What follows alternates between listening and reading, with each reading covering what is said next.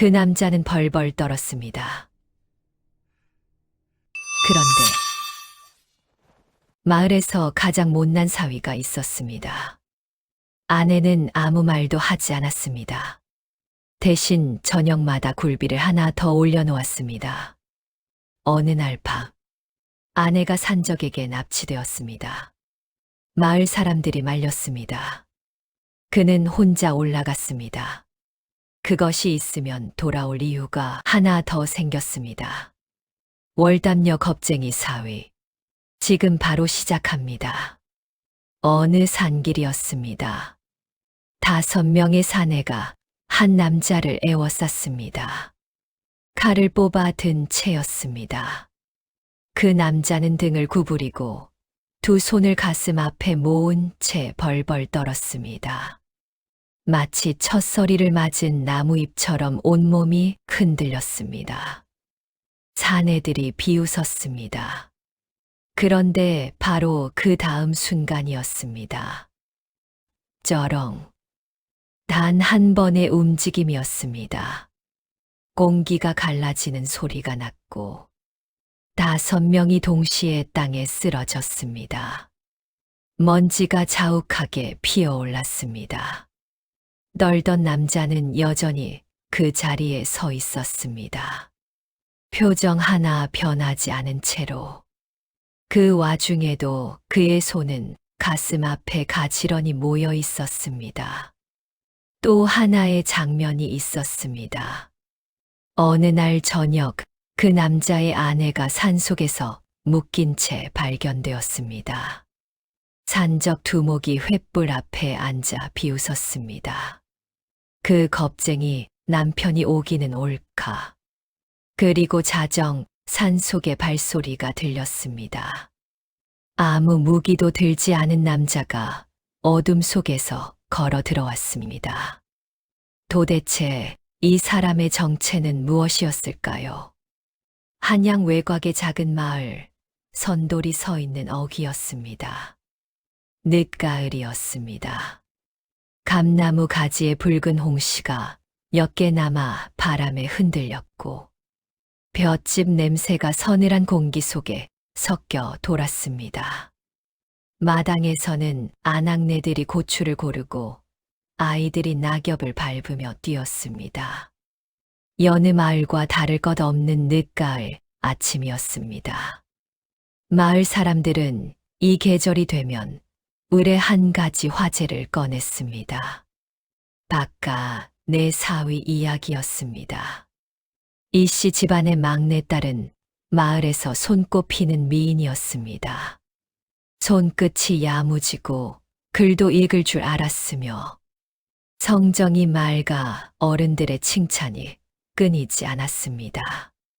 그런 딸에게 들어온 사위가 바로 박도석이었습니다. 마을 사람들이 처음 그를 봤을 때의 반응은 되게 비슷했습니다. 저게 사위라고? 박도석은 키가 보통이었고 어깨도 좁았으며 걸음걸이의 위험이라고는 없었습니다.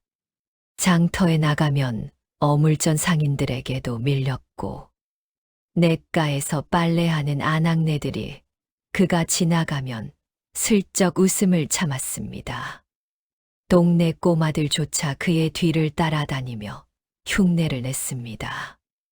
어깨를 잔뜩 움츠리고 발을 질질 끌며 걷는 흉내였습니다. 도석은 그것을 보아도 화를 내지 않았습니다. 다만 빙긋 웃고는 제 길을 걸었습니다. 그것이 또 사람들의 웃음거리가 되었습니다. 마을 사람들이 도석을 겁쟁이 사위라 부르기 시작한 것은 지난 봄의 일 때문이었습니다. 장날에 시비가 붙은 두 사내가 패싸움을 벌였습니다. 구경꾼들은 안전한 거리에서 멈춰 섰고 도석도 그 자리에 있었습니다. 처음에는 그도 구경하는 듯 서 있었습니다. 그런데 한 사내가 낫을 꺼내 드는 순간이었습니다. 도석은 뒤도 돌아보지 않고 골목 안으로 사라졌습니다. 사람들이 웅성거렸습니다. 저것 봐라. 낫 하나 보고 도망가는구먼. 역시 이씨 아씨가 불쌍해. 집신 한 켤레 값도 못하는 서방이야. 나중에 장 위에서 마주친 이웃이 물었습니다. 자네 어디 갔었나? 피를 봤다네. 도석이 조용히 대답했습니다. 저는 피를 보면 속이 좋지 않습니다. 그것으로 소문이 굳어졌습니다. 이 대목에서 한 가지 사실이 아주 조용히 지나쳤습니다. 도석이 골목으로 사라지기 직전 그는 한 번 뒤를 돌아보았습니다. 낫을 든 사내의 손목을 잠시 바라보더니 시선을 거두었습니다. 그 눈빛은 두려움이 아니었습니다. 무언가를 재고 무언가를 판단하는 눈빛이었습니다. 이것을 본 사람은 없었습니다. 하지만 아내 이 씨만은 달랐습니다. 이 씨는 새벽에 일어나 우물물을 깃고 저녁에는 약초를 다리며 시어머니를 돌보았습니다. 부지런하고 말이 없었습니다. 도석이 마을 사람들에게 비웃음을 살 때마다 이 씨는 아무 말도 하지 않았습니다. 대신 저녁상에 도석이 좋아하는 굴비를 하나 더 올려놓았습니다. 한 번은 이 씨의 친정어머니가 딸을 불러 속삭였습니다. 저 사위 참 못났구나. 너는 아깝지 않으냐? 이 씨가 천천히 고개를 들었습니다. 어머니, 저는 그 사람이 좋습니다. 이유를 묻는 말에 이 씨는 잠시 생각하더니 이렇게 말했습니다. 밤에 제가 무서운 소리에 놀라 깨어도 그 사람은 자기 전에 항상 문이 잠겼는지 먼저 확인합니다. 한 번도 빠뜨린 적이 없습니다. 친정어머니는 더 이상 아무 말도 하지 않았습니다. 마을에서 도석의 유일한 직업은 서책을 베껴 쓰는 일이었습니다. 아침 일찍 먹을 갈고 작은 책상 앞에 앉아 묵묵히 붓을 놀렸습니다. 손가락에는 먹물이 항상 배어 있었습니다. 하루에 말하는 횟수보다 붓질하는 횟수가 10배는 많았습니다. 때로 관아에서 심부름꾼이 찾아와 두툼한 공문 보따리를 놓고 가기도 했습니다. 심부름꾼은 늘 같은 자였습니다. 인사를 하지 않았고 말도 없었습니다. 도석도 인사를 받지 않았습니다. 그저 보따리를 받아들고 문을 닫았습니다. 이 씨는 그것이 단순한 필사일감이려니 생각했습니다. 그런데 한 가지 이상한 점이 있었습니다. 관아 심부름꾼은 항상 해가 지고 나서야 왔습니다. 그리고 보따리를 놓고 간 다음 날이면 도석은 온종일 자리에서 일어나지 않았습니다. 그것이 무엇을 의미하는지 그때 이 씨는 알지 못했습니다. 그해 겨울이 오기 전이었습니다. 마을에서 닷새 길 떨어진 산길에 산적대가 출몰하기 시작했습니다. 처음엔 행상 두엇이 짐을 털렸습니다. 그 다음엔 마을 사람 셋이 부상을 입었습니다. 마지막에는 마을 어기 가까운 주막이 불탔습니다. 관아의 신고가 들어갔지만 포졸들은 겁을 먹고 산 아래에서 서성였습니다. 산적 두목은 강천목이라 불렸습니다. 전직 무관 출신이라는 소문이었습니다. 임진년의 혼란 속에서 공을 세우고도 포상을 받지 못하자 산으로 들어갔다고 했습니다. 칼솜씨가 빠르고 부하를 잘 다스린다는 말이 돌았습니다. 부하가 15이 넘는다고도 했습니다. 그가 나타난 산길 주변 마을들은 하나씩 거래를 강요받았습니다. 곡식 20가마를 바치라. 그러면 더 이상 나타나지 않겠다. 어떤 마을은 바쳤습니다. 어떤 마을은 버텼습니다. 버틴 마을의 결과는 좋지 않았습니다. 이 씨의 마을도 예외가 아니었습니다. 마을 어른들이 모여 회의를 열었습니다. 곡식 20가 많은 마을 전체가 한 철을 굶어야 마련할 수 있는 양이었습니다. 누군가 칼을 쓸 줄 아는 자가 나서야 한다는 말이 오갔습니다. 도대체 포졸들은 뭘 하는 거야? 관아에서 움직여줄 리 없어. 우리 스스로 막아야 해. 칼 쓸 줄 아는 사람이 있어야 할 텐데. 사람들의 시선이 마당 안을 한 바퀴 돌았습니다. 그때 한 노인이 구석에 앉은 도석을 바라보았습니다. 도석은 묵묵히 듣고 있었습니다. 눈을 마주친 노인이 헛기침을 했습니다. 자네는 어떻게 생각하는가? 도석이 고개를 숙였습니다. 저는 칼을 두려워합니다. 도움이 되지 못할 것 같습니다. 방 안이 조용해졌습니다. 누군가 작게 웃었습니다. 도석은 표정을 바꾸지 않았습니다. 회의가 끝나고 사람들이 흩어진 뒤 도석은 잠시 그 자리에 남았습니다. 그는 촛불 하나를 집어들고 창호지 문에 비친 산 그림자를 한참 바라보았습니다. 그러더니 아주 조용히 중얼거렸습니다. 이달 안에 끝내야 한다. 방 밖에서 이 씨가 그 말을 들었습니다. 이 씨는 듣지 못한 척하며 걸음을 옮겼습니다. 그 말이 무슨 뜻인지는 묻지 않았습니다. 마을 사람들은 결국 포졸 2명을 불러 산길을 지키게 하기로 했습니다. 포졸들은 이틀째 밤까지 버텼습니다. 하지만 사흘째 날 새벽, 포졸 하나가 팔에 칼 자국을 입고 돌아왔습니다. 그의 얼굴은 흙빛이었고 눈에는 생기가 없었습니다. 그는 도망쳐 오면서 지팡이 하나를 잃어버렸다고 했습니다.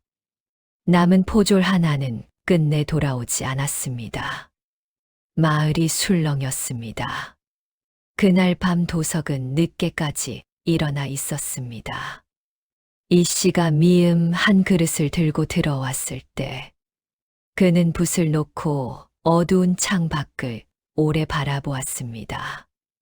이 씨가 물었습니다. 걱정되십니까? 도석이 천천히 고개를 돌렸습니다. 만약 내가 아주 못난 사람이라면 어찌하겠소?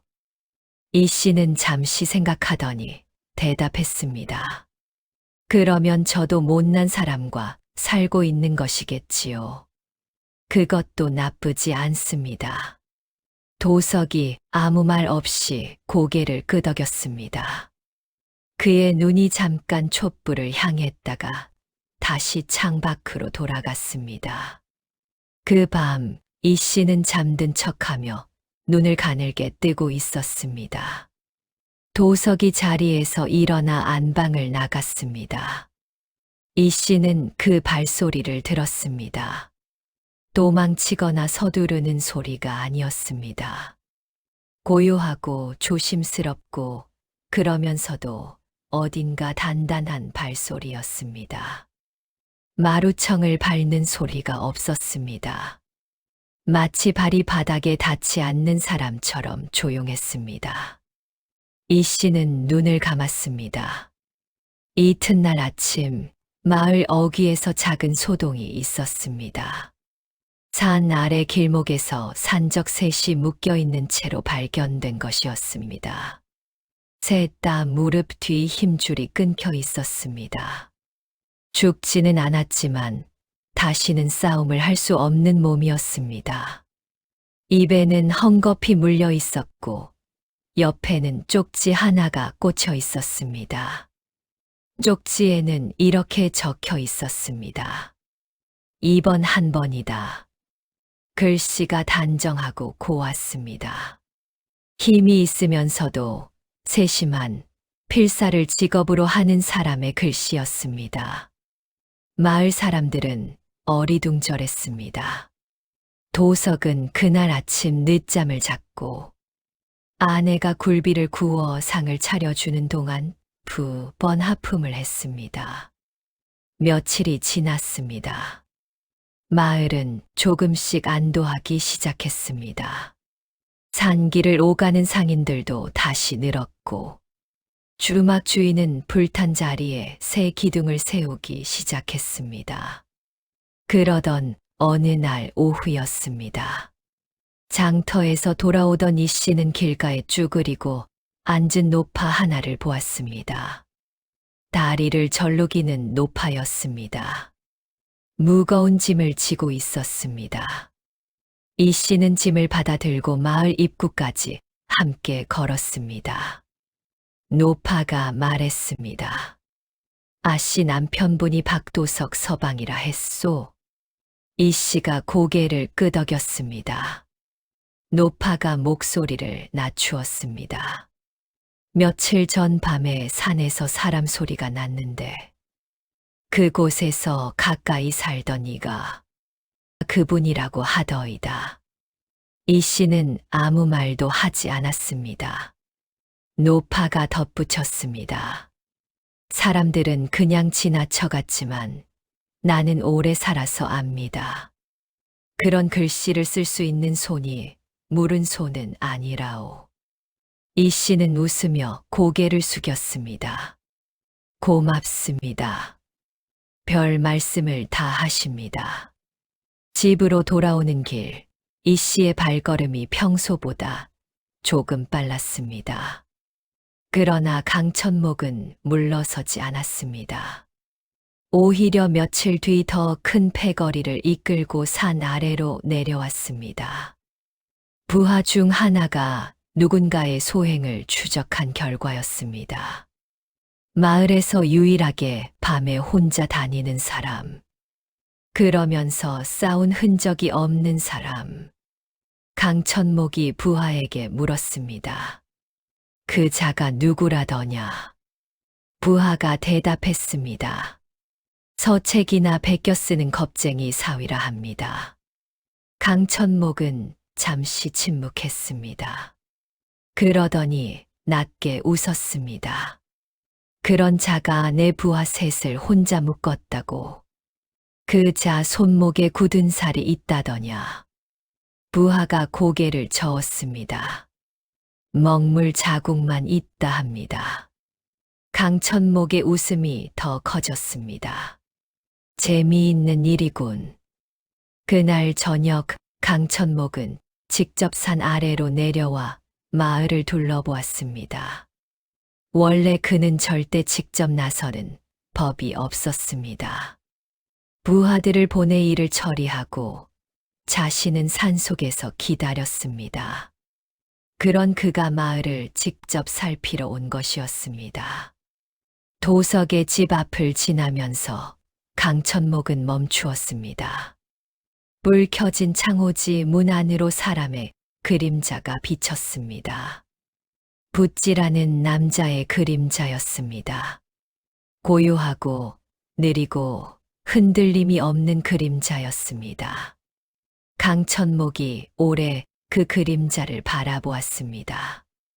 부하가 속삭였습니다. 저 자를 그냥 없애버리면 되지 않겠습니까? 강천목이 고개를 저었습니다. 아니다. 직접 만나봐야겠다. 그 이유를 강천목은 말하지 않았습니다. 하지만 그의 눈에는 오랜만에 보는 빛이 담겨 있었습니다. 전장에서 자신보다 강한 자를 처음 만났을 때 느끼던 그 빛이었습니다. 그날 저녁이었습니다. 이 씨는 시어머니 약을 다리기 위해 산기슭 약수터에 혼자 다녀오겠다고 했습니다. 가을 해가 짧아 어스름이 일찍 내려앉았습니다. 약수터까지는 반마장이 채 되지 않는 거리였습니다. 도석이 말했습니다. 어두워지기 전에 다녀오십시오. 이 씨가 고개를 끄덕이고 문을 나섰습니다. 그것이 마지막 말이었습니다. 이 씨가 돌아오지 않았습니다. 저녁이 지나고 밥상을 차려야 할 시간이 되어도 돌아오지 않았습니다. 밤이 들어도 돌아오지 않았습니다.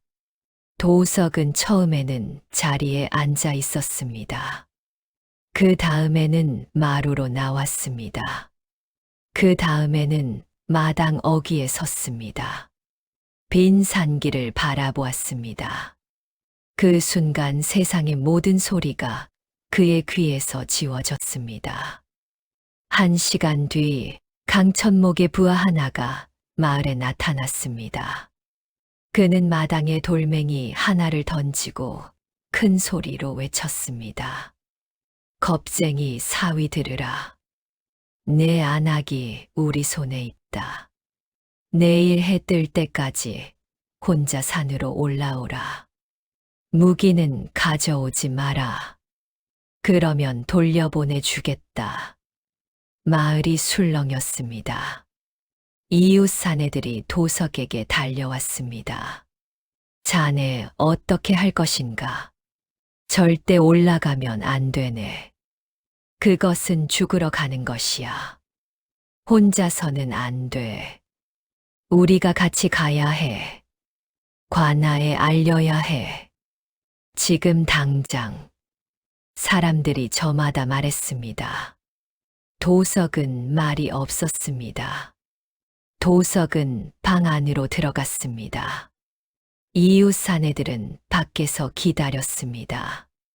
방 안에서 아무 소리도 나지 않았습니다. 한참이 지났습니다. 그런데 도석이 나왔을 때 그의 차림은 평소와 다름없었습니다. 허름한 두루마기에 집신이었습니다. 손에는 아무것도 들려있지 않았습니다. 어디를 가는가? 도석이 조용히 대답했습니다. 아내를 데려오러 갑니다. 사내들이 술렁였습니다. 지금 당장 가겠다는 것이냐? 밤에 혼자서 무기도 없이 어쩌겠다는 거야. 미쳤어. 들어가서 날 밟길 기다려. 도석은 고개만 끄덕이고 마을 어귀를 향해 걸어갔습니다. 등이 좁고 걸음이 느렸습니다. 누가 봐도 그것은 죽으러 가는 사람의 모습처럼 보였습니다. 마을 사람들은 그를 말리지 못했습니다. 도석이 떠나기 직전 그는 방 안찬장 서랍에서 작은 것 하나를 꺼냈습니다.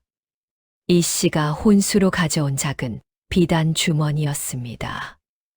연보랏빛 비단에 금실로 매화 한 가지가 수놓인 주머니였습니다. 그는 그것을 손바닥 위에 올려놓고 잠시 바라보았습니다. 그리고 품속 깊이 넣었습니다. 아무도 보지 않았습니다. 산속은 어두웠습니다. 이 씨는 나무에 묶인 채 정신을 차렸습니다. 손목이 밧줄에 쓸려 시렸고 입에는 포 냄새가 났습니다. 숲 바닥은 차가웠고 낙엽 썩는 냄새가 났습니다. 주변을 살피니 횃불 2개가 타오르고 있었고 그 앞에 강천목이 앉아 있었습니다. 부하들이 주변에 흩어져 있었습니다. 강천목은 이 씨를 보더니 비웃었습니다. 그 겁쟁이 남편이 오기는 올까? 부하 하나가 대답했습니다. 아내를 두고 도망가는 자도 있죠. 강천목이 느긋하게 팔을 뻗었습니다. 그러면 그것은 그것대로 재미있는 일이지. 이 씨는 이를 악물었습니다. 눈물이 흐르지 않았습니다. 그녀는 남편이 올 것이라고 생각했습니다. 그 이유는 말로 설명하기 어려웠습니다. 다만 밤마다 문이 잠겼는지 확인하던 그 손이 자신을 그냥 두고 갈 손이 아니라는 것을 알았습니다. 시간이 흘렀습니다. 강천목의 부하들은 번갈아 가며 주변을 살폈습니다. 숲은 고요했고 바람 소리만 들렸습니다. 달이 구름 사이로 나왔다가 다시 숨었습니다. 부하 하나가 강천목에게 속삭였습니다. 안 오는 것 같습니다. 역시 겁을 먹었나 봅니다. 강천목이 대답하지 않았습니다. 그는 숲의 가장자리를 바라보고 있었습니다. 바람이 불었습니다. 나무잎이 흔들렸습니다. 강천목이 천천히 일어섰습니다. 조용히 해. 부하들이 멈추었습니다. 숲속이 이상하게 조용해졌습니다. 벌레 소리가 사라졌습니다. 바람 소리도 사라졌습니다. 강천목의 손이 칼자루로 갔습니다. 자정 가까이였습니다. 강천목의 부하 중 하나가 갑자기 쓰러졌습니다. 소리가 없었습니다. 다른 부하가 달려가 흔들었지만 이미 기절한 상태였습니다. 뭐야, 이게. 그 순간 또 한 명이 쓰러졌습니다. 역시 소리가 없었습니다. 부하들이 웅성거렸습니다. 칼을 뽑아 들고 사방을 살폈습니다. 하지만 어느 방향에서 오는지 알 수 없었습니다. 쿵. 세 번째가 쓰러졌습니다. 강천목이 벌떡 일어섰습니다. 횃불 너머 어둠 속에 사람이 서 있었습니다. 두루마기 차림에 손에 아무것도 들지 않은 채였습니다. 얼굴은 어둠 속에 반쯤 가려져 있었습니다. 바람에 두루마기 자락이 조용히 흔들렸습니다. 강천목이 칼을 뽑았습니다. 내가 그 겁쟁이냐? 상대가 대답하지 않았습니다. 왜 칼을 들지 않았느냐? 그제야 남자가 천천히 입을 열었습니다. 칼이 없어도 충분합니다. 강천목이 달려들었습니다. 그것은 수십 년을 다듬은 무관의 칼이었습니다. 빠르고 무겁고 공기를 갈랐습니다. 부하 여섯이 사방에서 에워쌌습니다. 그 순간이었습니다. 항상 겁에 질린 듯 처진 눈동자가 달라졌습니다. 순박하고 흐릿하던 그 눈빛이 지워졌습니다. 대신 그 자리에 전혀 다른 것이 들어찼습니다. 차갑지 않았습니다. 오히려 고요했습니다. 높고 고요한 산의 눈빛이었습니다. 그 눈빛은 지난 봄 장날 낯을 든 사내의 손목을 바라보던 눈빛과 같은 것이었습니다. 그때 이미 도석은 그 낯이 어디로 향할지, 얼마나 빠르게 움직일지를 보고 있었습니다. 두려움이 아니라 계산이었습니다. 퍽. 도석의 오른손이 강천목의 칼목을 잡았습니다. 칼을 빼앗은 것이 아니었습니다. 그냥 멈추게 했습니다. 강천목이 힘을 주었습니다. 꿈쩍도 하지 않았습니다. 이게 나머지 부하들이 동시에 덤볐습니다. 번쩍. 도석의 몸이 낮아졌습니다. 그의 동작은 소리가 없었습니다.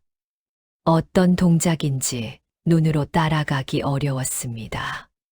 한 명이 쓰러지고 또 한 명이 쓰러지고 세 번째가 나무의 등을 부딪혀 기절했습니다. 순식간에 벌어진 일이었습니다. 남은 부하들이 뒤로 물러섰습니다. 누군가 중얼거렸습니다. 이게 사람이야, 귀신이야. 강천목만 남았습니다. 강천목이 도석을 바라보았습니다. 그의 얼굴에서 비로소 비웃음이 지워졌습니다. 대신 그 자리에 낯선 것이 들어찼습니다. 두려움이었습니다. 오랜 전장을 누빈 강천목이 두려움을 느끼는 일은 드물었습니다. 하지만 지금 눈앞에 있는 이 남자는 달랐습니다. 움직임이 없었습니다. 아직 땀 한 방울도 흘리지 않았습니다. 숨조차 고르지 않았습니다.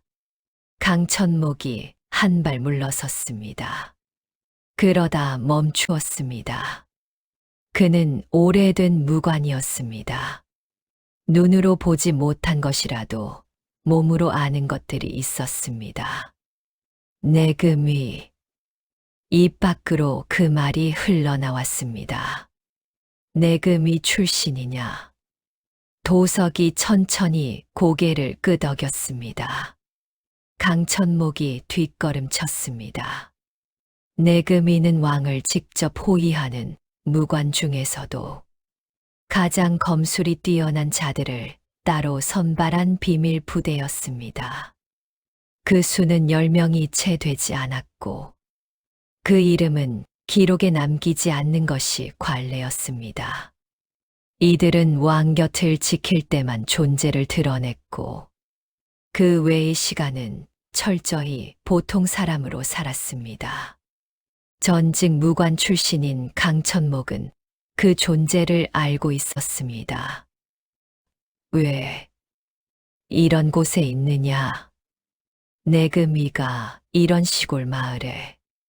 도석이 대답하지 않았습니다. 대신 이씨 쪽으로 걸어갔습니다. 밧줄을 풀었습니다. 손목에 난 붉은 자국을 손가락 끝으로 가볍게 짚었습니다. 마을에서 가장 못난 사위라 불리던 남자는 조선에서 가장 칼에 가까이 있던 사람이었습니다. 강천목이 마지막으로 칼을 들었습니다. 죽여라. 어차피 내금위가 이곳을 왔다는 것이 알려지면 나는 끝이다. 도석이 멈추었습니다. 그는 천천히 강천목을 향해 돌아섰습니다. 죽이지 않겠습니다. 강천목이 눈을 찡그렸습니다. 무슨 뜻이냐? 도석이 조용히 말했습니다. 임진년에 공을 세우고 포상을 받지 못한 무관이 많습니다. 당신이 이 길을 택한 이유를 모르지 않습니다. 하지만 내가 당신의 죄를 덮어줄 수는 없습니다. 자수하십시오. 그 나머지는 제가 힘이 닿는 대로 돕겠습니다. 강천목이 오래 침묵했습니다. 산속 바람이 불었습니다. 횃불이 흔들렸습니다. 칼이 땅에 떨어졌습니다. 달빛 아래에서 이 씨는 문득 지난 회의 밤을 떠올렸습니다. 이달 안에 끝내야 한다. 그것은 겁에 질린 혼잣말이 아니었습니다. 그것은 임무 수행 기한이었습니다. 도석은 처음부터 이 일을 알고 있었습니다. 그리고 혼자 끝내기로 작정하고 있었습니다.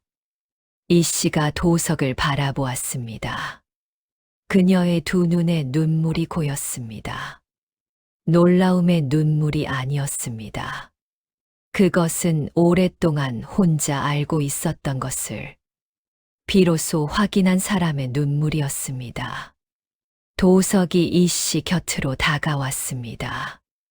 그의 표정은 평소와 다르지 않았습니다. 겁쟁이 사위의 그 조용한 얼굴이었습니다. 이 씨가 물었습니다. 왜 말씀하지 않으셨습니까? 도석이 잠시 입을 다물었다가 대답했습니다. 당신이 두려워할 것 같아서였습니다. 이 씨가 고개를 저었습니다. 저는 처음부터 알고 있었습니다. 도석이 멈추었습니다. 밤마다 문을 잠그는 사람이 칼을 두려워하지 않는다는 것쯤은 압니다. 새벽에 홀로 나갔다가 아침이면 돌아오는 사람이 어디를 다녀오는지 모르지 않습니다. 도석이 오래 이 씨를 바라보았습니다. 이 씨가 말을 이었습니다. 그래도 무섭거나 원망스럽지 않았습니다. 당신이 아무것도 모르는 척 사는 것이 나를 위해서라는 것을 알았습니다. 그가 겁쟁이 행세를 한 것은 왕명 때문만이 아니었습니다. 그것은 아내를 지키기 위한 방패였습니다. 내금위의 신분이 알려지면 아내가 표적이 될 수 있었습니다. 원수가 많은 자리였습니다. 그래서 그는 스스로 가장 작고 가장 못난 사람이 되기로 했습니다. 아내 곁에서 날이 밝았습니다. 도석과 이 씨는 마을로 돌아왔습니다. 강천목은 사흘 뒤 관아에 자수했고 산적 패거리는 뿔뿔이 흩어졌습니다. 마을의 산길은 다시 조용해졌습니다. 관아에서 심부름꾼이 찾아왔습니다. 보따리를 놓고 아무 말 없이 돌아갔습니다. 도석은 그 보따리를 받아 들고 방 안으로 들어갔습니다. 저녁이 되었습니다. 도석은 그날 오후에도 책상 앞에 앉아 서책을 베꼈습니다. 손가락에 먹물이 배어 있었습니다. 이웃 사람들이 지나가며 그를 보았습니다.